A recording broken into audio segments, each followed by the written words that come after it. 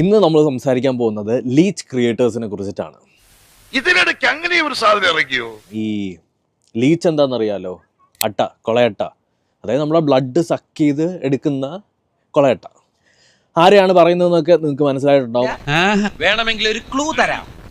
ഒരു ക്യാമറ എവിടെയെങ്കിലും ഒക്കെ വെച്ച് ജസ്റ്റ് റെക്കോർഡ് ബട്ടൺ ഓൺ ആക്കി സംസാരിക്കുക. എനിക്ക് കിട്ടി, സംഘത്തലവനെ പിടികിട്ടി.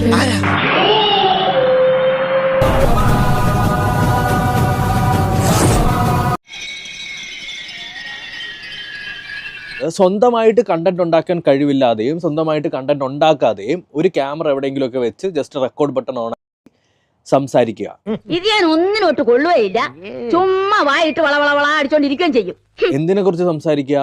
മറ്റുള്ള ഒരാളുടെ കണ്ടന്റിനെ കുറിച്ചിട്ടും പൊതുവെ നടക്കുന്ന കോൺട്രവേഴ്സിനെ കുറിച്ചിട്ടും മറ്റൊരാളുടെ വീട്ടിലെ വിഷയങ്ങളെ കുറിച്ചിട്ടും.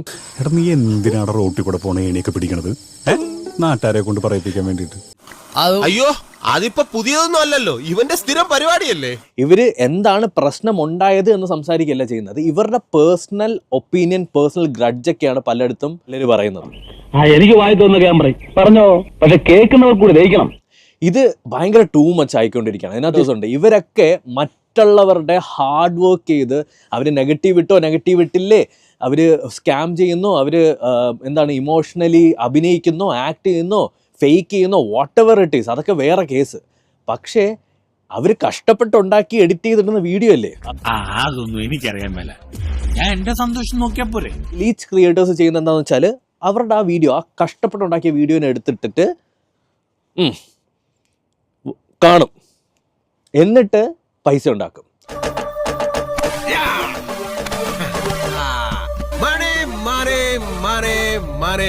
ഉണ്ടാക്കുന്നുണ്ടല്ലോ നാട്ടുകാരെ പറ്റിച്ച്. ആടാ, ഞാൻ പറ്റിക്കുന്നുണ്ടെങ്കിലേ നല്ല അന്തസ്സായിട്ടാ പറ്റിക്കുന്നത്.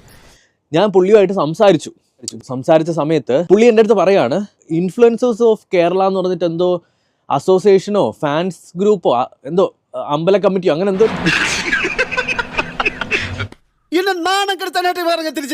എന്തോ അമ്പല കമ്മിറ്റിയോ അങ്ങനെ എന്തോ ഒരു സെറ്റപ്പ് ഉണ്ട്. ഈ ഒരു അമ്പല കമ്മിറ്റിയുടെ സാന്നിധ്യത്തിൽ എന്നെയും നെക്സ്റ്റ് സിസ്റ്റം എന്ന് പറഞ്ഞിട്ടുള്ള ആളെയൊക്കെ നിർത്തി നമ്മൾ സോൾവ് ചെയ്ത് തരാം. ഇയാളാരാ? കോടതിയോ? നീയാണല്ലോ കോടതി. ഓടാമയില് തനിക്കൊരു വിചാരമുണ്ട്, താ ഏതോ കോപ്പിലെ വലിയ രാജാവാണ്, താ ഒരു പുല്ലുമല്ല.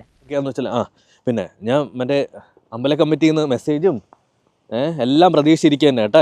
എൻ്റെ DM-ലോട്ട് എവനെങ്കിലും വാ ഇതും പറഞ്ഞുകൊണ്ട്. ധൈര്യമുണ്ടെങ്കിൽ അല്ലെങ്കിൽ നാളെ ആവട്ടെ.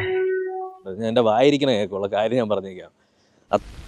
തന്നെ ഞാൻ 10 പറയണമെന്ന് വിചാരിക്കാൻ തുടങ്ങിയിട്ട് കാലം കുറയായി.